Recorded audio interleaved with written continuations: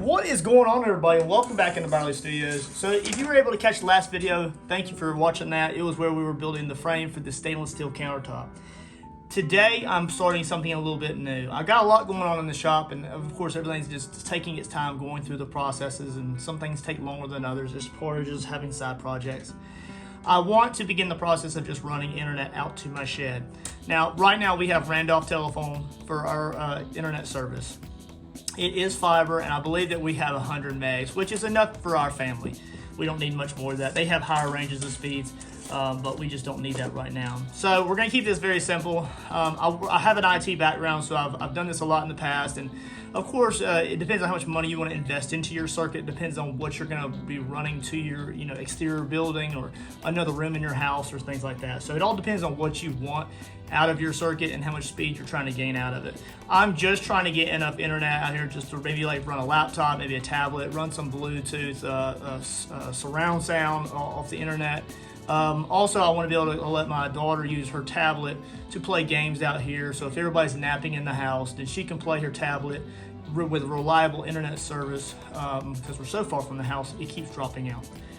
That way, I don't have to hear that she can't get on her games or watch some kids' YouTube or watch some educational stuff.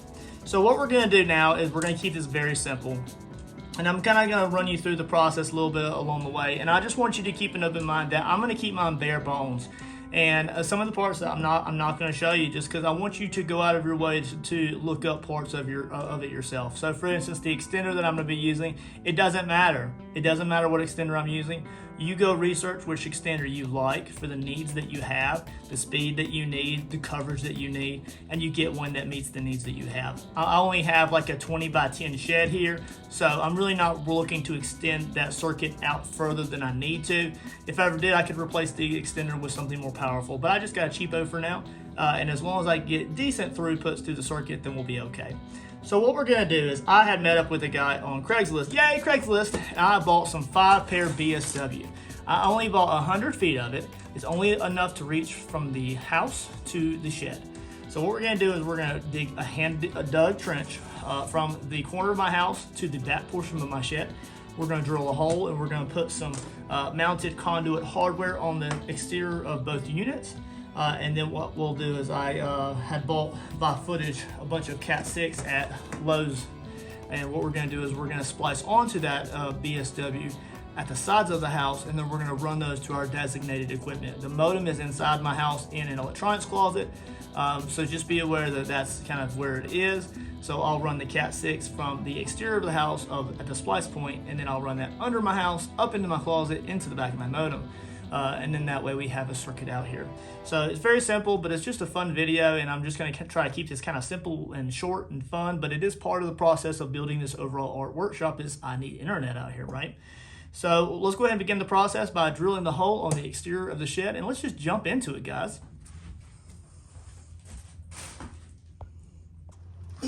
All right, you guys, so I'm at the outside of the shed here, and all I've done really right now is I have my length of conduit right here. It doesn't matter what height or size of conduit you do, as long as the wire can fit up through there. Now what I'm going to do is I'm going to buy as many feet of 5-pair BSW wire as I can. I work in the IT industry, and I'll probably say that a few times during this video here. And in doing so, I kind of have a background on running the lines and things and installing external circuits for IT and internet services to separate buildings. It's really not something we do anymore, but I still have that knowledge, so I'm able to do this pretty quickly. So I have my length of conduit here, doesn't matter the size, and what I want to do is I want to make sure that my conduit is sunk into the ground at least 2 or 3 inches deep. That way I just don't risk hitting that line with the weed eater and undoing all the work that I did, or having to put a splice in the ground. And you can get that BSW from a lot of online stores. A lot of places are warehouse type websites where you can get it, and you can order it by the footage, or you can order an entire spool depending on the distance you need to go. Just make sure you look up your Ethernet dissipation ranges and how far you can run Ethernet reliably before it starts to have dropouts and things like that. I haven't researched that in a long time for myself, but I'm not far from the modem. I'm probably about maybe 200, 300 feet from the modem, and it's maybe not even that far as cable length to this location. So I've measured up to the top of my conduit here, and I drilled a small hole right here. I just used the pilot bit to do that. It's very sharp. It left a nice clean hole. So there it is, me drilling there. Now just be aware that that's just the pilot hole. So then once we get done with that, we can set the conduit off to the side here. And then we have our little junction box here. You can get a lot of different types of these. It's low voltage, so it really doesn't matter. You can also just run the line straight into the wall and then just waterproof it. But this is just a little housing. So at this point, what we'll do is we've got our little pilot hole drilled. We're gonna go ahead and bore out the hole to the correct side. I believe this is an half-inch diameter. So we're gonna drill it out to a half-inch diameter, and then we'll also silicone that so it's a nice, clean, tight fit. I will also state that a lot of these little boxes on the inside have a little divot inside them. It's not really necessarily designed to have a screw placed there. However, I probably will attach a screw there anyways, just to give it a little extra contact and pressure on the back of the box to the actual board of the shed here. Once we get this kind of put up how I want it to be and it's kind of in place and it's unmovable, at that point we'll go ahead and I'll probably attach my conduit before that. So we'll have the conduit already pushed into this and it's just going to be held in by pressure. And then what we'll do is we'll have it dug out into the ground as well, waiting for the BSW line to be buried out here. So sit back and enjoy. Let's go ahead and get this little housing box put into place. All right, you guys, so I've already got the hole drilled here, so yay for that. I do not have a paddle bit with me or a hole saw, so I'm gonna have to go buy one, or I'm just gonna kind of just make do. I might make do. We'll figure something out. If you have a paddle bit or a hole saw, life is a lot easier. Let's be honest. So I might go buy one the next day or so. But anyways, so we're at the point now where I'm ready to go ahead and begin trenching in the line from the shed to the corner of the house. Now this is roughly just 100 feet. So I have a cheap real measurer that I just run across the ground there, and it allows me just to get a quick measurement of what the distance is, and then you just go from there. Give it an extra 3 or 4 feet to get up to your unit here, and then the actual splice kit is going to be on the outside of the building before it goes to a Cat 6 line into the location for the access point. So let's talk about digging a trench. Let's be honest, if you don't do this every day, it is laborsome. Now this is a low voltage line, so it's not priority. However, I would like to get it at least 2 to 3, 4 inches deep. But more so because it's my own property, I'm able just to kind of, able to remember where the line is. So for instance, I'm taking my line a little bit further out into the yard before I cut in towards the house, because I know that eventually I may put a chain link or a garden fence down that property line, or between the shed and the house. So I just want to make sure that that's not even near where I'm going to be digging post holes in the future. So the most common thing that most of the professionals use is a man killer. Now it's called man killer because this thing is brutal, right? This thing is just used to basically just slam into the ground, and you wiggle it back and forth, put some weight on it, and basically it just creates a wedge in the ground, and you open that up and you stuff your line into it by hand or by foot, and then you just close the edges of it up. And naturally, as the ground is saturated with water, that V will kind of close in and it kind of sinks it in. It has some give and take to it. If it's really like dry ground or very silty, a lot of times what would happen is it can at times squeeze that line and it can pop up if there's any kind of natural bend in the existing cable. So just remember, when you're piling when you're covering it up by hand or however you want to do that, just make sure that you get some dirt on top of it so it doesn't push itself up and then become exposed, and then you have a cut or damage. You have to do it all over again. Just make sure you do it to where you are happy with how the depth is, because this is just us at our own house, right? If you were doing this for a customer, you would probably want to put a lot more detail into it than what we're doing now. So that's the man killer. That thing is a beast. Another good thing that I used to like to use when I'm doing short runs is just a very narrow spade bit. Okay, so it's very sharp edges. This one's been very worn down, so it's extremely sharp. Don't get your toe with it, but it allows you just to basically go into the ground and do the same thing in some ways, or you can pull back the edge of the dirt and then put it in there. For most of my dig, because this is my own yard, and I'm not really worried about like destroying things, and we plan to reseed that area eventually anyways, and this portion here will eventually be gravel where my dune buggy will be parked. We're just going to use a very wide-based spade. Okay, your standard shovel, not a square tip, but just a spade.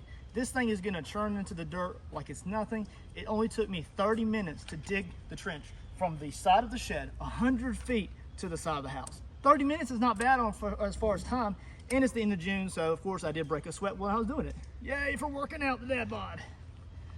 Once I get the trench dug, I do come back and I do kind of like just bring some of the dirt out of the trench like that, and just try to keep it to where I can get the line to kind of sit straight inside the trench. This is less of a priority, but this is technically a trenching shovel. It's designed to get into the trench and pick up the dirt in a narrow trench line. This is more so what you would use if somebody were actually trenching in a line with a trenching machine. So just be aware that this is handy. I've had these, I have this one and a wider one for a very long time. I use them very rarely, but when I do need them and want them, it's good to have them nearby. It's just an extra investment in a shovel, and I'm not short on any kind of shovels. So there's the 4 types of shovels that I would probably use for the most part in trenching most of my lines. Even in my day-to-day work, these are the ones that I would use. But this is for sure the fastest way, but it causes the most destruction. And then apart from that is the actual man killer, which is just a lot less damaging. If you have sod or something that you're working with and you don't want to damage that grass, then the man killer is what you need to go with. So let me go ahead and we're going to go ahead and trench in the last few feet, because that's the only portions that I have not done yet. So let's just jump into that. I'll show you how I use this spade bit and this trenching shovel just to kind of get the dirt out, and then we'll go ahead and lay our line in.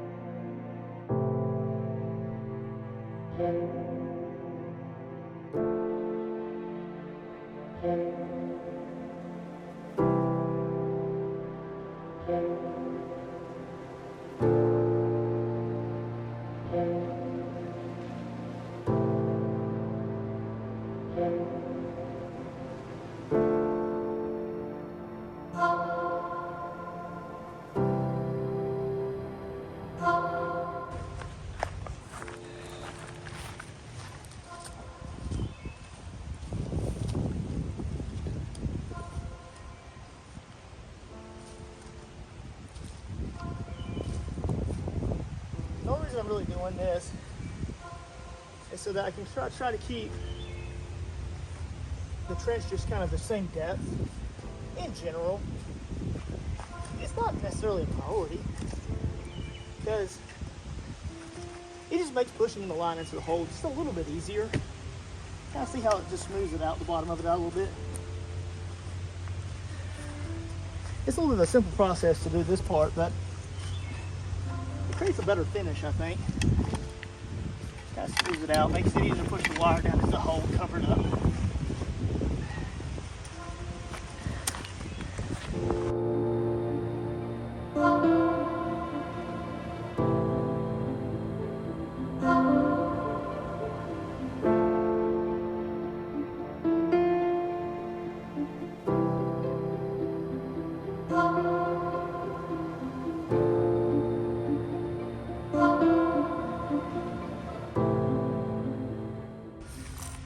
And there we are. There's the slack that we have at the side of the house. So it's not actually 100 feet, it's less than that. I'm just gonna kind of like just lay that there. And then we'll begin laying in the trench all the way up. So what we'll do is we'll just kind of push it into the trench there. And I kind of expect to get my hands dirty during this process because the ground is just so soft from rain and stuff. And I'll just go ahead and kind of push some of that dirt down in the hole. And I'm just gonna use some clogs just to kind of keep the line from shifting upward as I kind of run the line up the trench. I mean, a lot of this is self-explanatory, I know, but it's still kind of fun to be able to look back on some of these progress videos and see what I did along the way. So it's not just for you guys that I do this, it's also for my enjoyment as well. I just like to kind of take y'all along the way. And see, don't be afraid to get your hands dirty, guys. I mean, or gals. This is designed to be a fun process, and because you're doing it for yourself, it's always more enjoyable because you get to see the rewards from it. I'm not even worried about facing that grass up or where weeds up.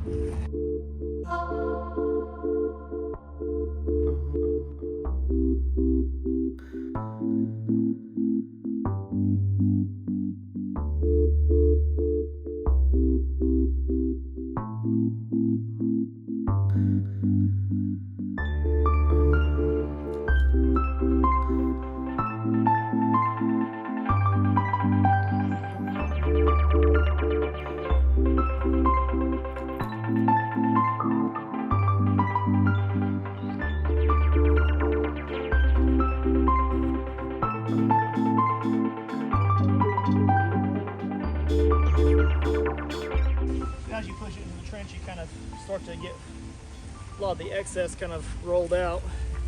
Get some of those coils smoothed out and take the excess to the back part of the trench. You can kind of draw it tight like that to kind of lay it in the trench. And then continue just kind of pushing the dirt into the hole.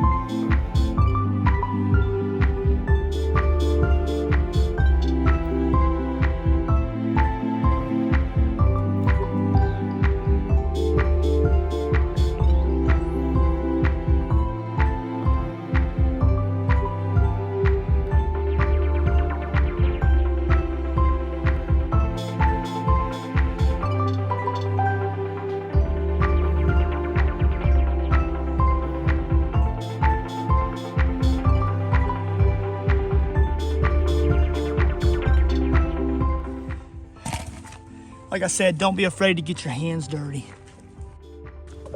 All right, so here's where my conduit's gonna be coming down. And to make my life easy, what I'm gonna do is I'm gonna go ahead and cut out a hole right here. And I'm gonna make sure that I chop up the dirt so it's really fine and nice and easy to work with. And we're gonna curve that BSW 5-pair into the conduit, come straight up, and then that's where it will go into the junction point on the exterior of the shed before it goes to the wall. So before I bring it in this little trench line that we use the man killer to open up that dirt, we're gonna go ahead and cut this open here. So I have ample room to move the conduit, get it situated before I tack it to the wall, and then I'll cover it up when I get everything situated completely straight and level and look nice looking.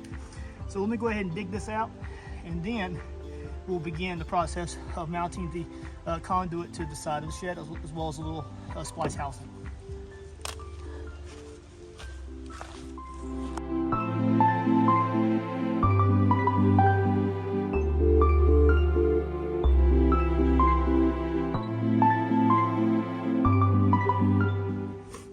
All right, so as you can see there, as we exit that time lapse there, now we have the conduit opened up here so that I have ample room to send the buried line up into the conduit, wiggle it around, move it up and down as I need to get it situated up top.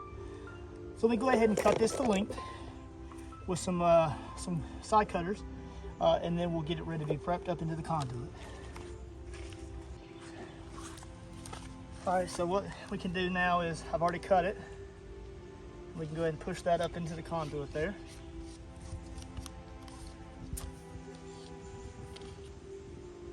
All right, there's that.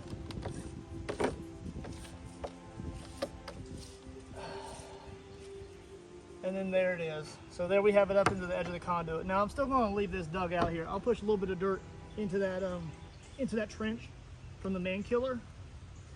But most of this is going to be left exposed until I get it truly situated. And you can see how it's a vertical down. It goes vertically down the edge of the shed. It's not like it's out away. It's not at a weird angle. You want it to come straight down into the ground. And then the weed eater will come across, barely knock up against that. Now eventually I plan to put gravel here. So one day this will be completely dead of weeds and grass, and then we'll have like a layer of gravel here. And this will just look really nice and discreet and out of the way. All right, so let's go ahead and finish drilling the hole up top Like I said, I still don't have a paddle bits because it's all the same day. But I think what I might do is I might do it the jerry-rigged way. I think I might go ahead and drill it with the biggest size bit I have, mark the circle, and I might just Dremel it out. Why not? Wouldn't hurt nothing. I have Dremel tools, I just don't have a paddle bit. Let's get to it, guys. All right, you guys, so I've got the buried line into the conduit and we got it ready to be mounted up here. So here's the deal. So this is a 1/2 inch junction box, and I think I had mentioned this a minute ago. I drilled a pilot hole just so I could see where it was coming out inside, and it came out right where I needed it to be. I'm gonna reinforce this interior stud later on down the road because I'm having some ideas about how I want to kind of separate my camping stuff from my workshop area, so that way if I do woodworking, that stuff doesn't get so covered in I said dog hair, the sawdust or anything like that, or if I'm using like chemicals on like an engine block or something, I don't want it to be dirty. So here's the deal. So I want this to be able to be insetted into, getting mud everywhere, insetted inside there. So what I'm gonna do is I'm just gonna go ahead and just go with a permanent marker. I'm gonna mark out my hole here. Now, if I'm a little bit big, then that's okay. I plan to silicone the hole or caulk it. I might use caulk just because it tends to be a little bit more durable than silicone. I always see silicone deteriorate so much faster than caulk does. So I may just use some caulk. We'll see. It's not like I can't pop this off and put some more down if I need to. All right, so there's our hole. So what I'm gonna do is I'm gonna bore this out with the biggest size drill bit that I have, and then I'll just finish it off, just fine tuning it with the Dremel tool. That way I don't have to buy an extra paddle bit just for this one thing, because I don't use them very often anyways. So let's go ahead and we'll go ahead and drill the hole in time lapse and get it Dremeled to a perfect circle for this to be insetted into.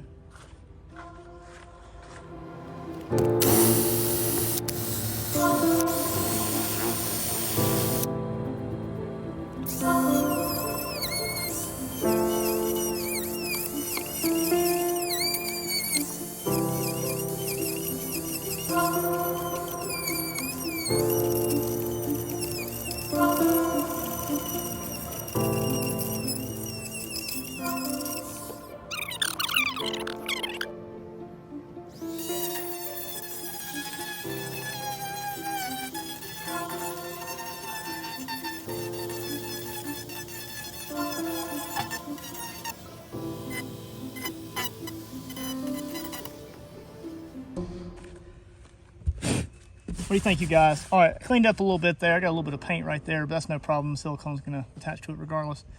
All right, so we're good there. So now what we can do is we can go ahead and get ready to put the conduit into the little junction box here. And then what we'll do is we'll push the Cat 6 through here, and then we'll splice it together for the inside. I'm gonna go ahead and get the silicone now for this. But like I said, I'm gonna use caulk. Yes, I am. Yes, I am. I'm gonna use some caulk on this. That way I know that it just hardens up so much better than the silicone does. All right, you guys, so what I'm gonna do is I'm gonna take the end of that buried line and I'm just gonna push it up into that conduit housing right there. And then what I'm gonna do is I'm gonna push that down onto that conduit there. So it's nice, neat, and tight. Oh, somebody.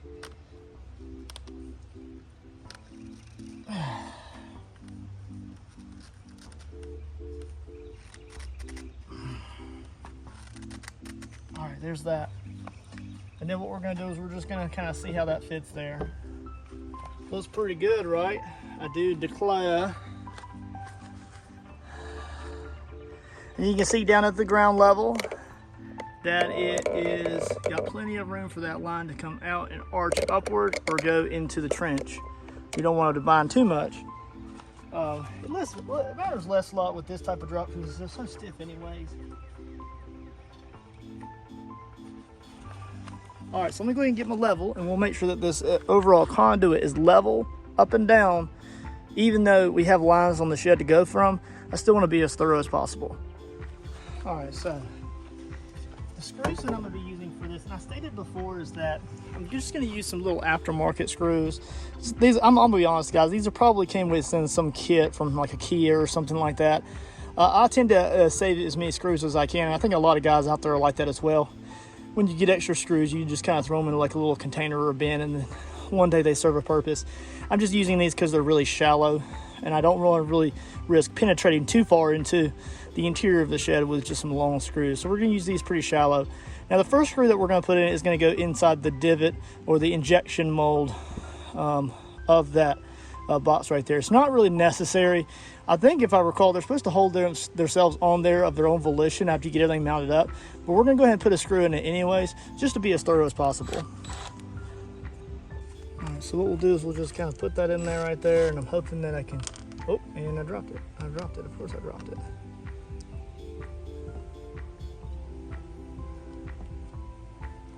Just put that right there.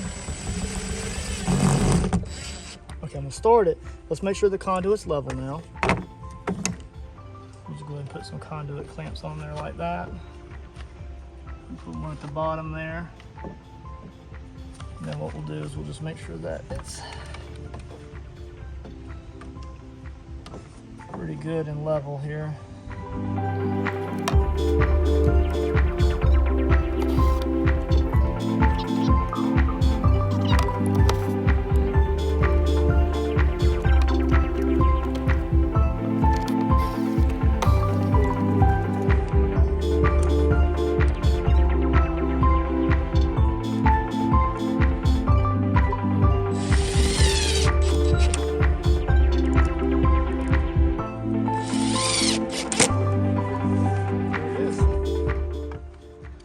All right, so what we can do now is I can go ahead and take that and we'll just cut that drop line short.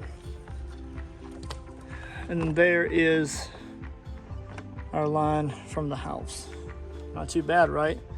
All right, so there's our berry drop there, ready and waiting for us. Now what I'll do is I'll do the exact same thing on the other side of the line, going into the foundation, which will feed under the crawl space up into my closet for the modem connection. Very simple here. All we're going to do is just put some beans on here just to get it connected to the Cat 6 line going through the wall.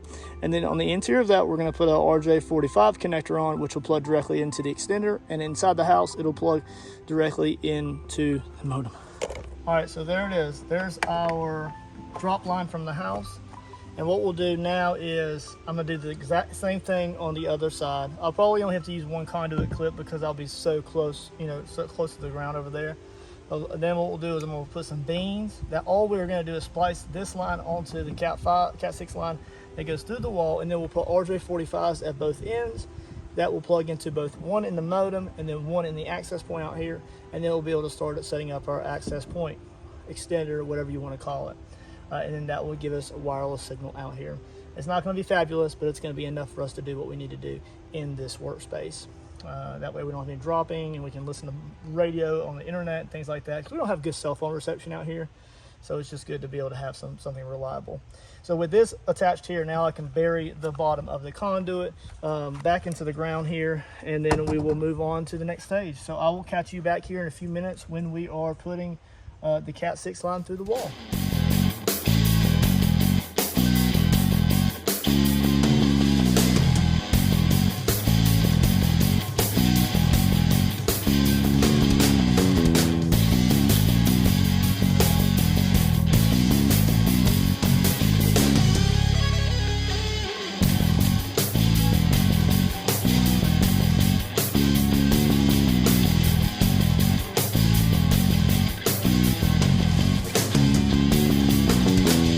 All right, guys, so what do we have here? Now, I had brought the berry line up to the very corner of the house from the shed location. And then I realized, well, instead of drilling a new hole and having another hole in the side of the house through the foundation, I don't have direct TV anymore. So what we're going to do is we're going to go ahead and cut the existing direct TV line that technician had ran. And I'm just going to go ahead and push this coax with a messenger wire back into the crawl space there. So we're going to go ahead and get rid of that, push it all the way in, and then what we'll do is we'll feed our Cat 6 line inside line through that hole to the interior. Now I didn't realize that they had wallered this hole out so big. This is a huge half-inch, like about a half-inch hole that they had drilled through my foundation. Normally when I drill a hole like this, I only drill it big enough for the wire itself. But what I'll do is when I come in to caulk this, and I'm going to use caulk because as you can see, this silicone, even just after a few years, is already deteriorating, kind of just crumbing off. It's just really crummy. So what we'll do is we'll go ahead and we'll shoot the caulk in there, and it creates a look, you know, kind of like a surrounding casing of caulk around the wire, and then I'll build that up on the exterior as well, smooth it out. And then the new junction box that we're going to be using here is a little bit different than the other side. Not only did I want to show a little bit of diversity in this video, but I also just wanted to show that you can use anything that your practical needs, whatever your circumstances are for the project that you have, use what you need to get your job done.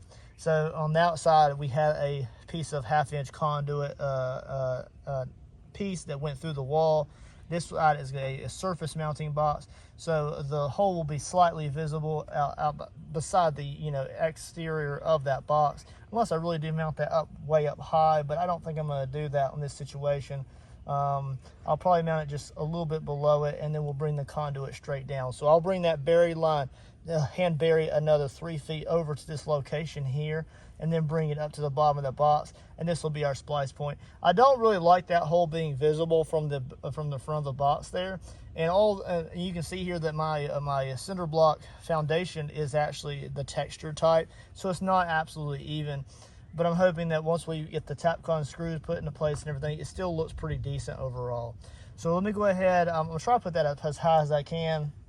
I actually might go ahead and sink the holes for the box inside instead of through those top 2 holes, just because I would like for that hole to be covered in some way. So we might go ahead and tuck that just up under the edge of the siding there. That way we can get some coverage. But let's go ahead and get the Cat 6 line pushed all the way into the crawl space, and that way I can take it from there to the modem location, where we'll put a RJ45 end on to plug it into my modem or router combo location. And then what we'll do is after this, we'll splice it on both ends, and then I'll show you how to put a RJ45 end onto the shed side before we plug it into the extender and start running some speed tests. So let's go ahead and get the Cat 6 pushed into the crawl space, and then we'll mount our surface mounting box. All right, so let's go ahead and get the Cat 6 to the crawl space here. All right, so of course, remember I'm gonna caulk it on the outside, and then just for good measure, because I really want to go above and beyond to make sure that these are sealed, I'll probably apply some foam spray, some spray foam into the interior of this hole when I get all said and done. So just be aware, I'll probably do that later on in the last stages of kind of just cleaning things up a little bit. All right, let's go ahead and time lapse as I push this 50 to 60 foot of line under the house.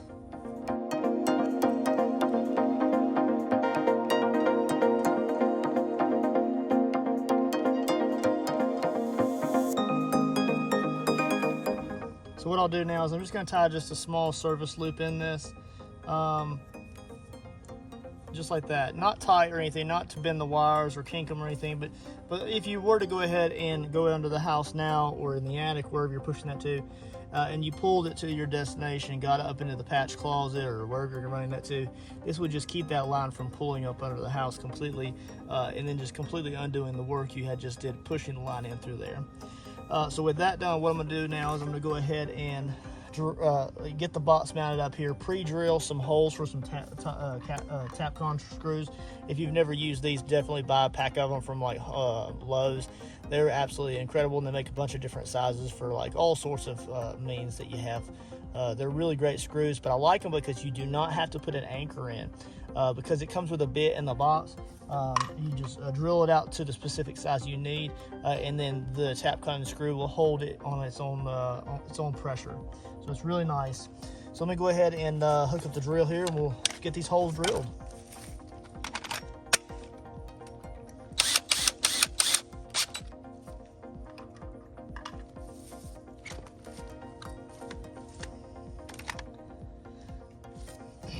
So So I think what I'm gonna do now, guys, before I actually drill those pilot holes for where I want those to be, I think I'm gonna go ahead and pre-drill in the back of the box here with a pallet bit, just where I want that line to come through. And again, it's gonna be all waterproof and caulked up, so it'll be nice, neat, and tidy. And in this circumstance, we're really not gonna be using those two top screw holes right there, but you could if you wanted to, right? Let's go ahead and get that board out there. And I will say now that I also did go out and buy a pack of paddle bits, even though I really don't need them now. I got them on sale for a pretty good price. I think I got like 8 or 9 of them for like 10 bucks in a Father's Day kit, so you can't beat that. But let's go ahead and grab those Diablo bits. Let's get that hole drilled.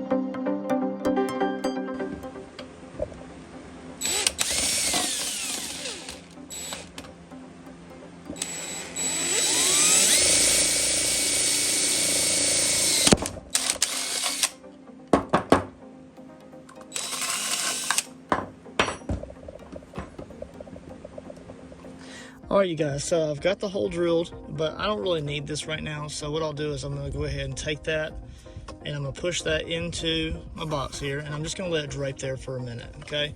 Now, let's be honest, guys, there's 1,000 different ways you can do this. So if you have your own way of doing it, do what you wanna do. I'm gonna just show you how I like to do it. There's also a lot of guys out there who are probably saying, why are you running a 5-pair? It's what I've always done. Even when I used to do it in my professional career, 5-pair is what I used for these circumstances. I mean, nowadays we have so many different types of cable that you can get, either by the footage or by bulk, whole spool if you wanted to buy it. You use what you need to use. Of course, the distance matters, the gauge, as far as the twisted pair on like a Cat 6 flooded cable for direct bury. They have so many different types. So think about what type of data you're trying to transfer. Are you trying to transfer a lot of data, or is it just 100 megs, or are you trying to add phone to it? I like the 5-pair simply because, one, I've always used it. And I'm not saying that I wouldn't use Cat 6 flooded cable if I felt like it, but I also like having that extra pair in the 5-pair compared to, say, a Cat 6 direct bury, which would have just the 4 pairs. So you just need to kind of think about what your needs are for the circumstance you have, and then just take with a grain of salt that this is just the way that I'm deciding to do mine as of right now. If I ever feel like I need a higher level of bandwidth, then I can always come back in and just bury a separate cable and then upgrade if I wanted to. I doubt that will ever happen.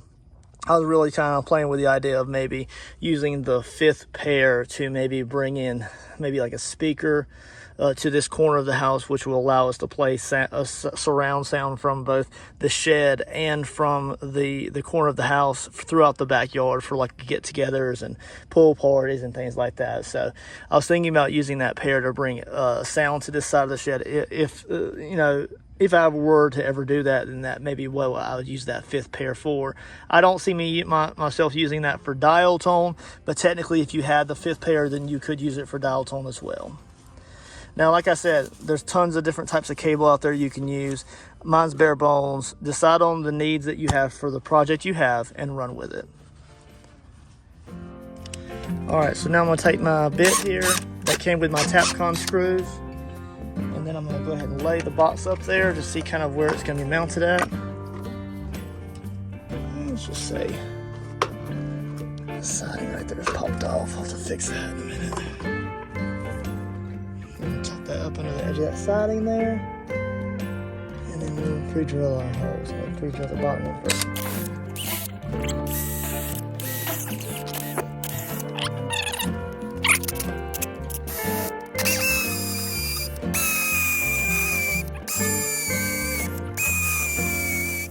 Alright, so there's our 4 holes, and we'll go ahead and shoot some caulk in there, and then we'll get it mounted up. All right, so with that done, I need to go ahead and trench in the berry drop to over here so I can bring it up. I'm gonna come back through here and weed eat. I know it's kind of messy right now, you guys. However, I'm just making do and working with the time that I have, you know. So right now I'm doing this during nap time, so trying to do some things while the kids and missus are asleep. Just dig that dirt away just as we did before and bring that line over to where I need it to be.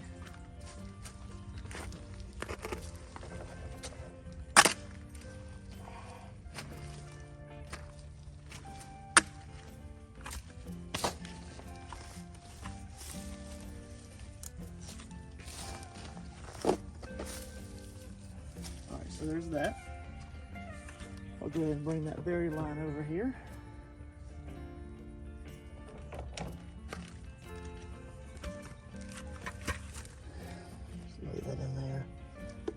Dirt clog keeps rolling back over. Alright. I brought some paper towels out because this stuff gets super duper messy sometimes.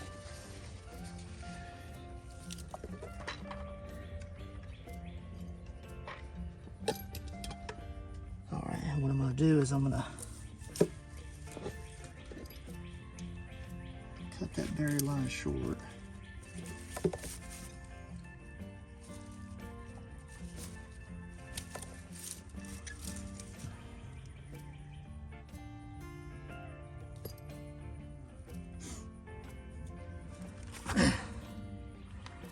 Alright, so what I'm going to do now is I'm going to take my conduit that I have here and I'm going to push that down into the bottom of that little junction box there. Got a little bit of red mud on there, but it's okay. We're going to take that very line there, whichever type you may be using. I'm going to push it through.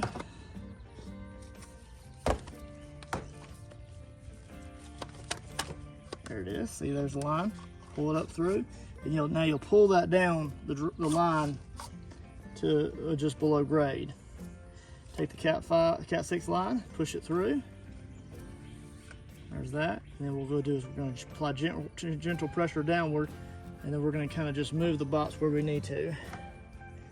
All right. So now at this point, what I'm going to do is I'm going to go ahead and get my Tapcon screws put into place. I got those kind of just sitting here ready to go.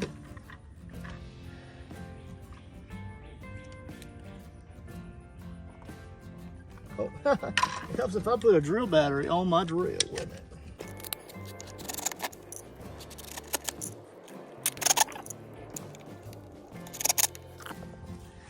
All right, so I just got a little extension there, so I'll pop that into there. I've seen better days when all the DeWalt logos are rubbed off on it. It changes the way the box is moving because it's a flat box and that's not a flat wall. So there we are, absolute perfection. So that line inside the hole is still loose a little bit, and it's got caulk all inside of there. It's all moving around, pushing around. It's really layering on the inside of that hole, so that when I come back in a minute and add a final coat to the inside of the box before I close it all up, then it really does give it a nice watertight seal once it's completely dried, almost like concrete. So let me go ahead now. What we're going to do is we're going to strip both of these back, and then we're going to apply some connector beans just to kind of get everything connected here, and we'll close this box up, and then we'll do the exact same thing to close up the other side at the shed location. All right, so what we're going to do is we're going to strip these back and apply some beans to them. Now, we call them beans in the IT world. Some call them like wire connectors, splice points, whatever you want to call them. And there's a lot of different companies that make them. These right here are from 3M, Scotch Lock. Klein also makes some that are really nice, and a lot of them tend to have the same color combos. They usually have orange or green or blue for this 2-wire connectors, and then they have red for 3-wire connectors. Whichever brand you tend to go with, I do find that most of the time they are cheaper online at a lot of warehouse stores online, as opposed to, like, say, Home Depot or Lowe's. I feel like some of their IT equipment is just severely overpriced for what it is. For instance, I bought a RJ45 Cat6A Ethernet jack from there yesterday, and it came out to be like $12 for the wall plate and for the actual connector as well. And we're going to use that here in a little while in the work shed. I too do plan to put one outlet in there for a future desktop computer if I decide to put one in there. However, it's just super overpriced for what it is. And I'll show you that here in a little bit. So what we're going to do now is we're just going to strip these back and we're going to apply some beans to them. So what we're going to do for majority of outside cables, you can just strip them back just by skinning off the sheath. A lot of times you'll want to wear some kind of gloves or something when you're doing this, just so that you have some kind of protection on your hands. But for today, we're just going to kind of get things done, and my scissors are not the sharpest. So there's your cable there. And a lot of times they come with a pull string. And although a lot of guys will say, well, you skin that with the scissors or with a knife, and you score it into your wires here, I'm not really worried about that. And for which I'm going to strip this back, and we're not actually going to use this portion of the wire anyways. Sometimes it can be pretty tough, so you just give it a little nip. Just give it a little nip where that pull string is, just to kind of get things going here. And then there's pulling right up there. I'm gonna pull mine down to about an inch above where it's coming through the conduit there, and then we'll pull it out of the jacket. The jacket being this black portion here. Whichever type you decide to go with, they're pretty much all the same as far as stripping it and connecting and things like that. So all of that part would probably be roughly the same. It just depends on how many pairs you have, how big of a cable you're running. Now, as far as shielding and unshielding, I highly recommend you look into that on your own. I am running shielded cable just because I don't want to worry about interferes later on down the road. But that's not to say that I won't come back in and bury a different grade of cable later on down the road. So we can kind of see how things go. Now, if we have a lot of excess there, we'll go ahead and take our scissors there, if they're not too dull. Yep, they're pretty dull. And strip that away. And then there's our line right there. So that's the part that will be going out to the shed location for us to splice at the side of the shed. Of course, this is shielded, so I'll leave that shielded piece right there. If you wanted to ground that at both sides, you could do so with a grounding clamp. But in this situation, I'm not going to do that, just because this is my own residential circuit. I'm not worried about that. So I also have brought out some paper towels here and some rubbing alcohol. You can use any kind of degreaser or whatever you want to use, as long as it doesn't deteriorate the wire, and you just want to kind of wipe it down. These wires can get super gross and icky with that flooded gunk inside them. Oh, is it dielectric grease, whatever they call it now. And we're just going to go ahead and wipe as much of that off as we can, just to kind of keep the box neat and tidy. This stuff, when it melts, it kind of turns into like a greasy texture, like a melted grease. And I just don't want that kind of oozing around in that box, because that's just not what I want. When I open this box, if I ever need to look into it or add more wires later on down the road, because it is a large splice point, I can add more lines. I just don't want to have to worry about opening up and that gunk just kind of like oozing out, you know, because that's what will happen with these boxes. They get super duper heated, you know. All right, so there's our 5 lines right there. And then what we'll do is we'll go ahead and strip back the Cat 6 as well. I tell you, those scissors are about as dull as they could be. All right. Now, a lot of the times with Cat 6, though, you could cut it like that. You can strip it back with a wire stripper to get the jacket off of it. I like to just kind of give it just a half crimp right there, just barely enough. And you can kind of wiggle it, and you can just pull that right off there. See, right off there. And then you just take the pull string, and we're going to strip it all the way back to about the same point there. And then we'll go ahead and cut that pull string off right there. There's that. Go and cut that jacket off there. There's that. Okay. Now I'm going to go ahead and sink me a zip tie around those. I'm gonna go get one of those out of the tool shed, and then we'll begin beaming those together.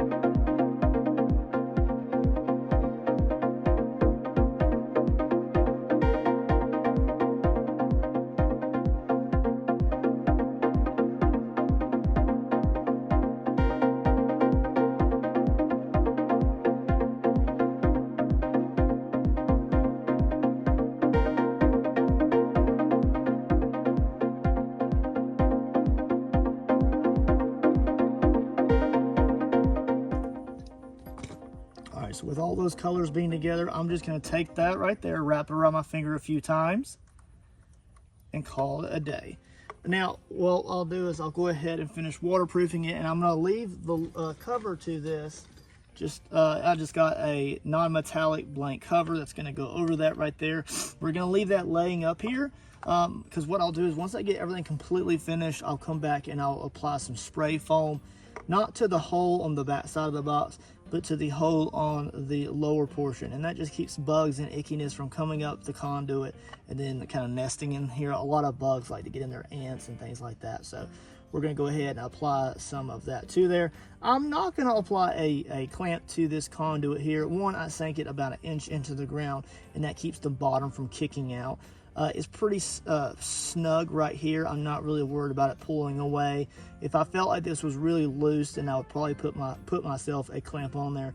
And the only reason I'm not kind of also is because I don't think that the clamp is going to hold straight right here, and I'd rather not have anything at all and just go on the assumption that it's going to stay in place, as opposed to having a weird kind of concomate, whatever you want to call it, instead of having just a messy clamp there, right? So looking good, guys. I'm gonna go ahead and move on to the other side.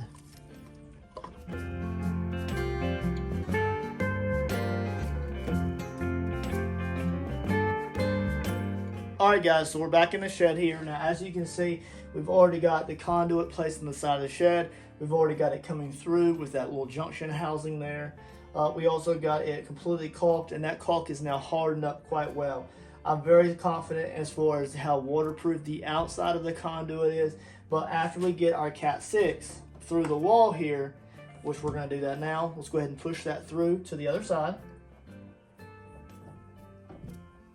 I'll come back later and I will foam the hole on the inside just to keep any kind of like little bugs or critters from crawling in this hole to the interior of the shed. I will also probably later on down the road come in and put a patch panel here, if nothing else, just to put the extender access point in and kind of keep everything nice, neat, and tidy. And I'll probably also put a power outlet in that specifically for the extender and the IT network. This is not super extravagant. This is not super amazing. This is just getting us, 80 to 90, maybe 100 megs out here, so that we can kind of run some cameras, get some live stream going. If my daughter wants to play on her tablet and watch the kids' YouTube when I'm working in the shop, she can do so without having to worry about it dropping out and her complaining and whining because she's not getting her games or her kids' YouTube or anything like that when I'm working out here.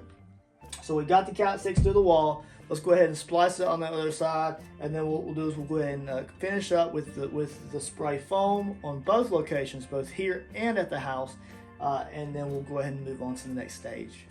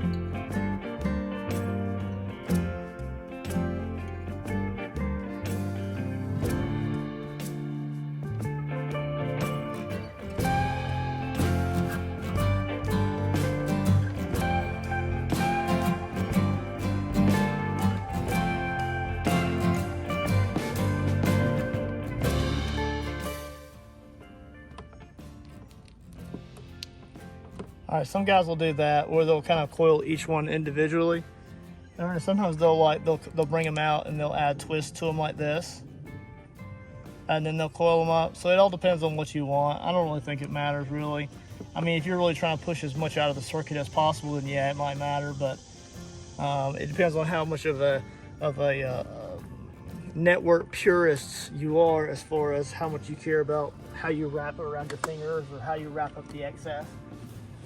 Some guys will come up and bring like 3 or 4 inches of excess and then vane it, and they'll push it all in there. So it just depends on the situation what you have going on.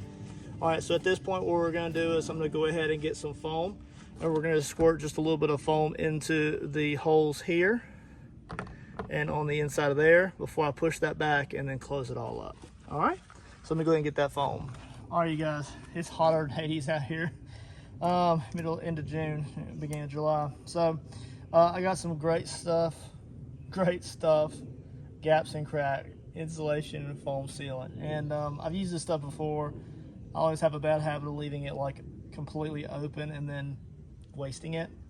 We're gonna try not to do that. So you just, just screw on the tip and then you're ready to use it. And it says expands to fill and seal, insulate gaps and cracks. And what we're gonna do is we're just gonna give it a small squirt at the edge of each hole just to kind of fill it in and keep any bugsies from getting in both locations.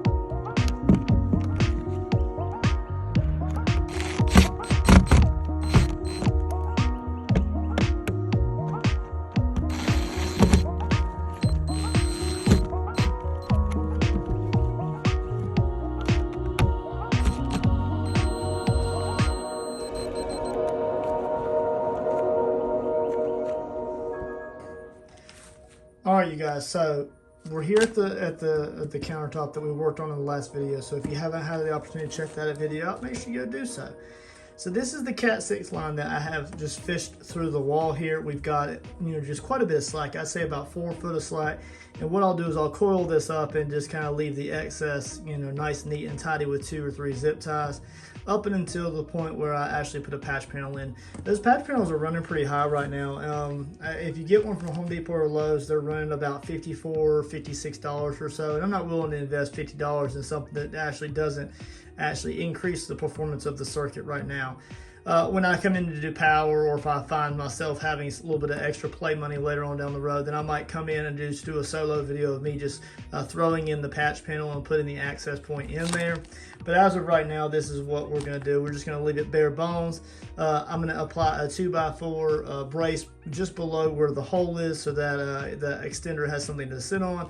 And what I did is I got just a 12-foot extension cord to feed off the power strip that I'm using as temporary power out in my workshop, just to give us some power for that access point. And this is just so that I don't have to stretch the extension cord all the way across the shed floor from my power strip or anything. This is just to get by, and 12 foot is plenty for that. I could probably plug like a light or something into this later on if I don't have power anytime soon, which it might be a little while before I put power in the shed, but I'm still going to prep and have fun with what I have at this time. So there's the extension cord. It's like $3 or so at like Home Depot. I also picked up a RJ45 Ethernet outlet here. They run about $1.80 or so, maybe $2 in total. Not too bad. And then what I did is I got a few RJ45 Cat 6A connectors. Now, there's a lot of different types of these, and depending on which grade you buy, depends on what you're going to get. These types right here work pretty good for the circumstance I have. But just be aware, these things are not cheap. These things are like $36 for a small pack of them at Home Depot or Lowe's. So if you can get them online for discount, make sure you order them online. You can use Cat 5 RJ45s as well.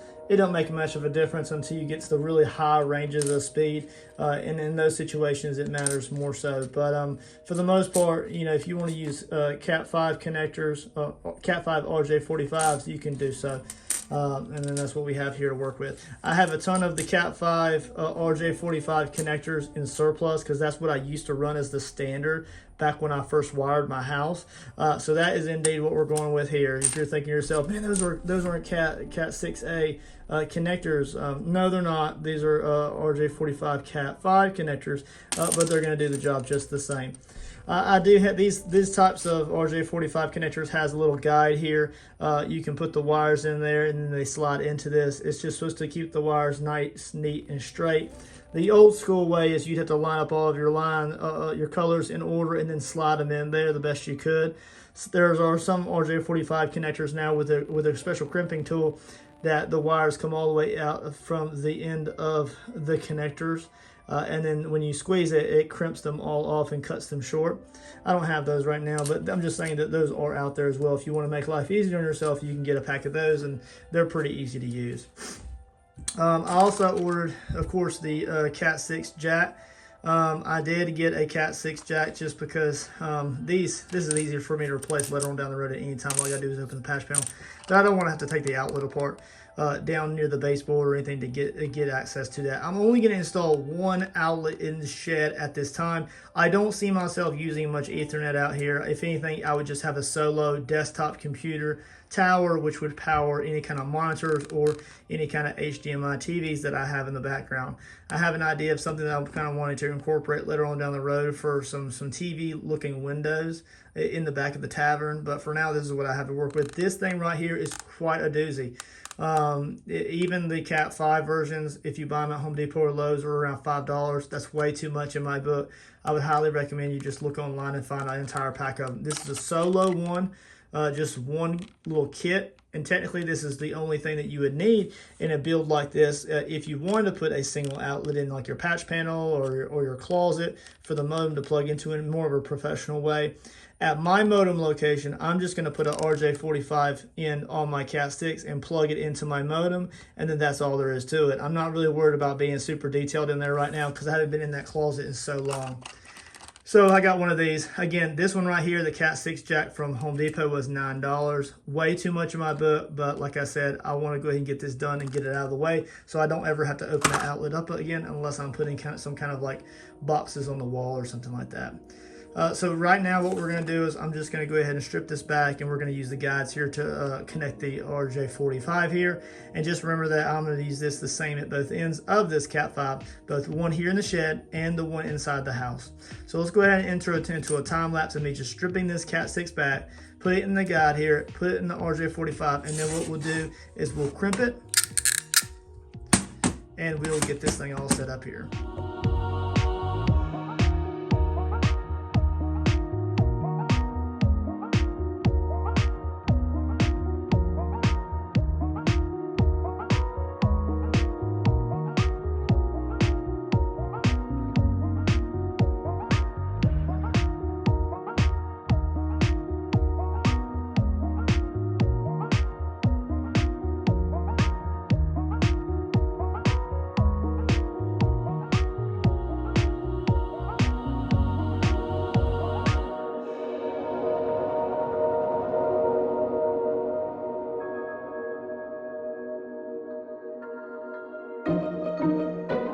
Alright guys, so all I'm trying to say here is that just make sure that when you crimp it down that the jacket is going into the back end of the connector there. The clip part is supposed to go down when you use like one of these pre-made pieces like that. Whenever you look at the color code, it's supposed to go, looking at the flat side, it's supposed to go on this side right here. And also you can look at the front of your pins. If you shine a light in there, you can see that they're all making contact to the end. Sometimes when you're pushing the wires in, even the old school way without the guide, then sometimes you won't be making full contact with the end of those connectors. So then what we'll do is, if we're happy with how it's in there, we'll put it in our crimper tool here. Make sure it's in the right hole. And then we'll give it a good full crimp. And it pushes all of those pins down. And then there is our RJ45 connector. Easy as that. I do like the guides. They're pretty good. If you can get a pack of those online, they run, I think, about $30 or $40 for a large pack. And then it depends on the grade that you get. Depends on which kind of connector you'll be putting on. But they're always the same. We used Ethernet A for our situation. If you want to use Ethernet B, the orange and the green pairs would change. That's the only difference. The blue pairs are always in the center because that's technically where you would have dial tone if you had it, and it usually would be on the blue pair. So if somebody were to plug an RJ45 connector into an RJ11 cord into an RJ45 port, then they would get dial tone out of it, right? It is wired up properly.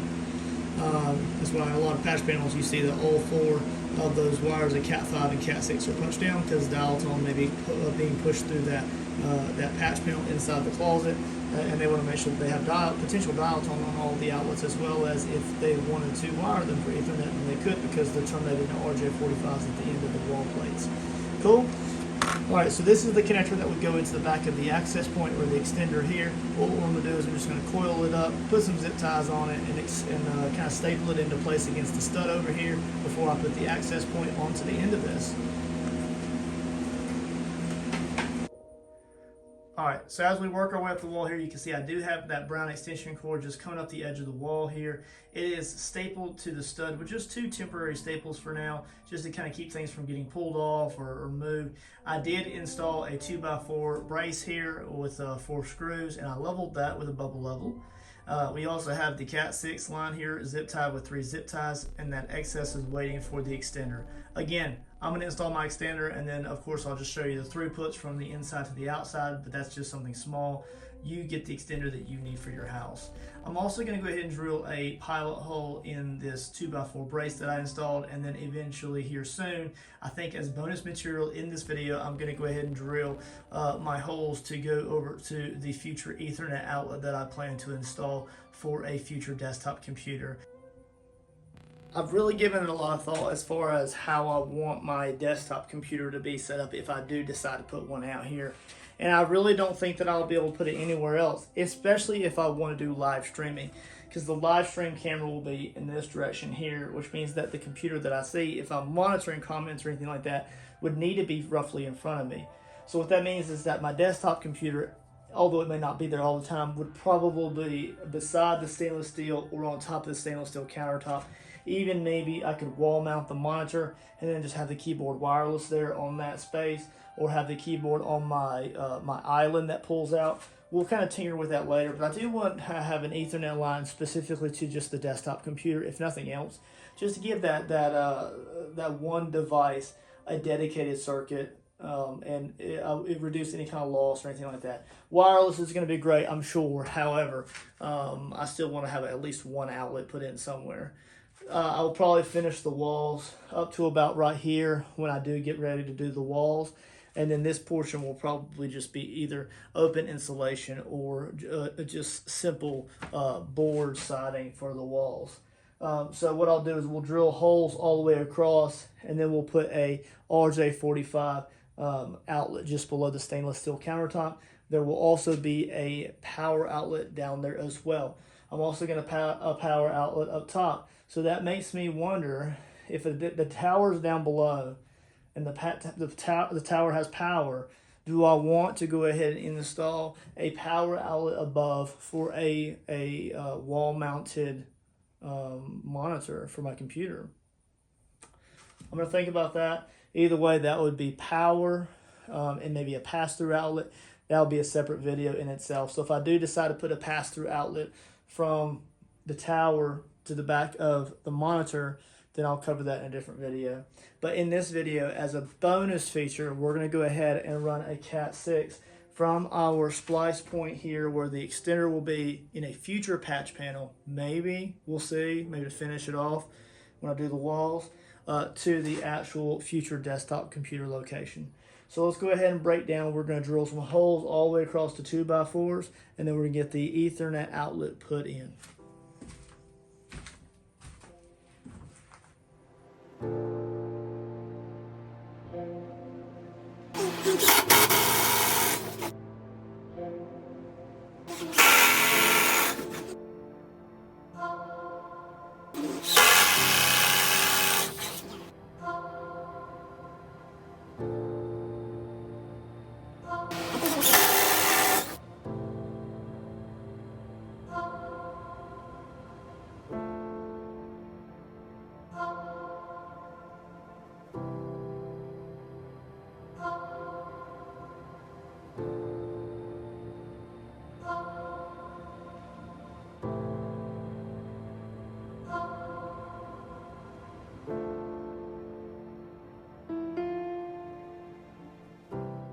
All right, so it's 16 and a half.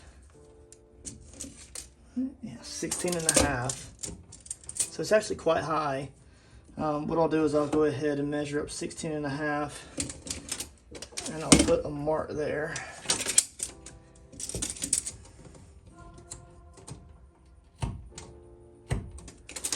All right, so there's the mark.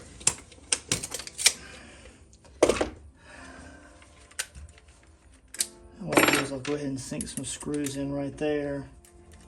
All right, so there's the 2 screws. Let me drop the camera angle down there, guys. I apologize for that. And only now do I realize, guys, that I forgot to cut out the little opening. Of course I did. Making life easy on myself, I see, always.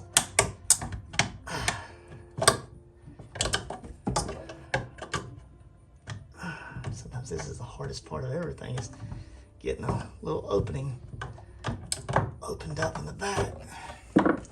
Take our Cat 5 line and we'll push it up, Cat 6 line and push it up to there.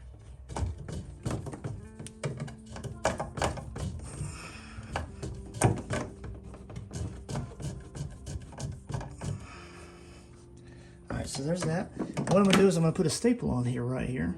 Right, so 2 staples will be just fine.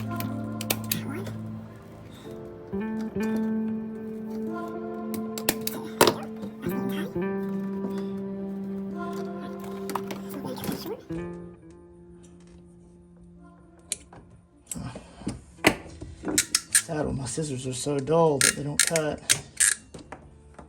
All right.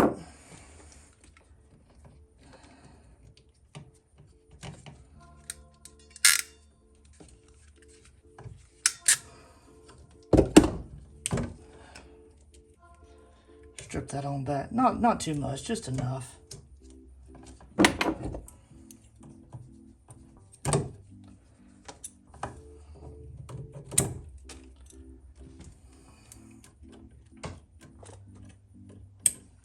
All right, so as I stated before, I bought like a little outlet here, and I also had purchased, a Cat 6 jack. All right, so I stated before I had purchased a little Cat 6 jack from Home Depot, and I think they're severely overpriced, but it is what it is. Now, I like these little things because if you're just getting into this and you don't know what you're doing, or you don't have all the tools, it has everything you need to completely build a little jack. So what you would do is you would just cut your lines to the right length, and then you would just color code it for either A or B. And it's color coded. The only difference between A and B is that the orange and the green are reversed. Okay. So your solid color will go to the solid color. Your solid with a stripe would go to solid with stripe. And then that's basically a tip and a ring. So let me go ahead and get my crimper, and I'm gonna go ahead and terminate all of these outlets to this, and then we'll get this little thing closed up here.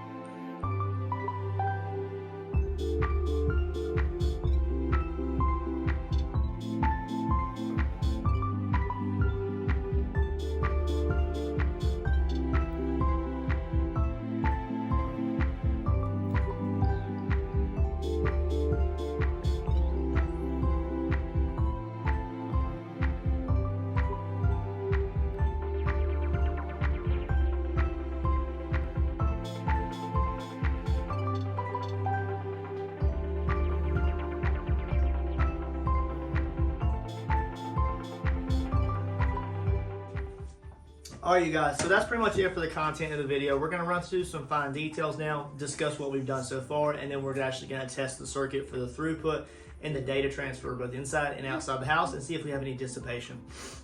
My son is beside me here, and he has interrupted the video at least 3 or 4 times. It's part of the process. So what we have done is in Procreate, as we split shot here, I'm going to go ahead and show you. So what we've done is I ran a Cat 6 line from my modem inside the house.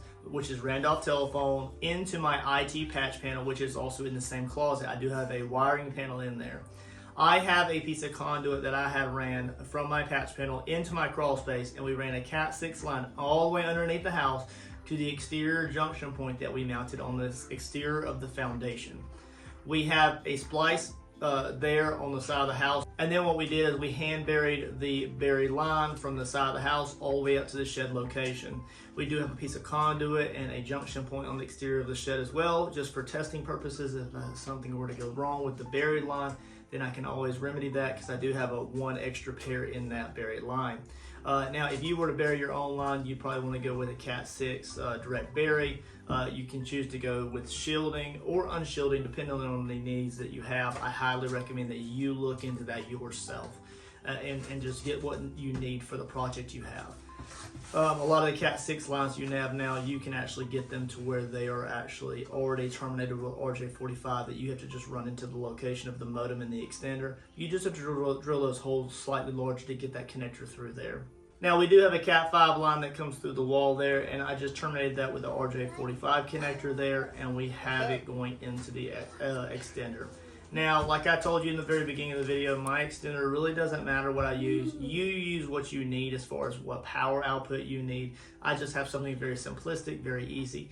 And what we'll do is later we'll come in with a patch panel housing for the inside of the shed, just to put all of that stuff nice, neat, and tidy into a cabinet. And then I have some fun ideas that I would like to incorporate later to kind of blend that panel, door, and everything with the existing ecosystem of the rock and things that we're going to create later on. So some fun artistic things are going to come down the process from that. Hey, buddy. So now what we're going to do is we're going to test the throughput of the circuit to see what the data transport or any kind of data drop is. So at this point, we have the extender fully booted up and working. And what we're going to do is we're going to test the data throughput through the interior circuit before I move the extender outside. The very first test that we're going to run is off of the gateway inside my house. So I don't have any extenders inside my home at this time. I've never felt like I needed them, but after running tests today, I may need to look into something different. And you're about to see why. So what we're going to do is we're going to use speedtest.net. You can download the Ookla app, and you can just run tests on your Wi-Fi network to see what the speed test is, see what your down and your up are. And what we're going to do is we're going to run it on the gateway itself. So as you can see on the right hand side, we're going to run it on the first server here. Now you'll notice that this test immediately is lower than I originally stated at the very first part of the video. I said 100 megs, right? So we're only getting 50 megs roughly off of my gateway from Randolph Telephone. That's very disappointing. It could be putting me on 2.4, but I do have 2.4 and 5 gigahertz separated. So that's something could be going on with my Randolph Telephone gateway. So I may have to look into that later. All right, I will note here that we're going to go ahead and run a secondary test just to kind of have some comparison here. And this test is from Lumos, all right? So Lumos fiber telecommunications server, and it ran pretty much the same as it did from the very first test off of the gateway. All right, so at this point I went ahead and booted up my extender inside the home, and I connected it to the network. I've named it Byerly Studios, and it's ready to be moved out into my workshop / art shed. So as you can see here, we're running a speed test on the same server again. This is the one from Randolph Telephone, and we're getting roughly about 100 megs now. Now this is connected wirelessly at this point with the WPS button, and I have programmed it for the name and the password and all that fun stuff. We are also going to test the second server again, as we did before. This one is from Lumos Telecommunications, and we're getting roughly the same speed test here. Alright guys, so as you can see, this is the test from the outside workshop shed / art studio area. And as you can see, we do not have very much dissipation or data loss for this circuit. I have 100 megs inside the house, and we're just barely getting below 100 megs out here. So there are a lot of different things that you can do to push as much data out of the circuit, but 100 megs out in this space where I'm supposed to be paying for 100 megs from Randolph Telephone is completely adequate for our needs. I will do some ping tests over the next few weeks just to test out the circuit to see if there's any kind of improvements I can make. But like I said, I've done it this way for years and years and years, and it's not something that I've done here recently, but I do have a lot of people who ask about it in my professional work, and it's not something that we really more so do anymore, but a lot of people really have interest in it. And you can have all sorts of different like wireless bridges between house and shops and things like that, but you always have to worry about like interferes, dissipation, and things like that. Or when you have a dedicated circuit, it requires more work in general, but it's kind of well worth the time. I do appreciate y'all watching this video, and I hope that you found it informative. I know it's kind of rough, and I'm kind of all over the place at sometimes, and I like to ramble and just rant sometimes. But for the most part, this is what you'd get out of most builds if you ran a line out yourself. So just go online, see what kind of cable or drop line between the house and the access point in the pool or shed or wherever you're trying to put that at. Maybe a barn for some goats. Got to give them chickens some Wi-Fi for some TV service. But just to see what you need for the project you have. I do appreciate it again, guys. The next video in the series is probably going to be us just putting some game plates around the wall, so it'll be something super duper simple. Not trying to decide where I would like for power to be. Really thinking about if I want to mount some TVs or some computer monitors for monitoring live chats and things on TikTok or YouTube. If you don't follow me on YouTube, make sure you do so. It really means a lot, and I'm really trying to grow on this platform. But otherwise, come here, buddy. Come here. Come around here. Come here. Oh! Say hey. Say have a great day. Have a great day. Say we got Wi-Fi.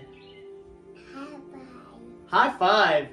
Wi-Fi to high five. Cool deal.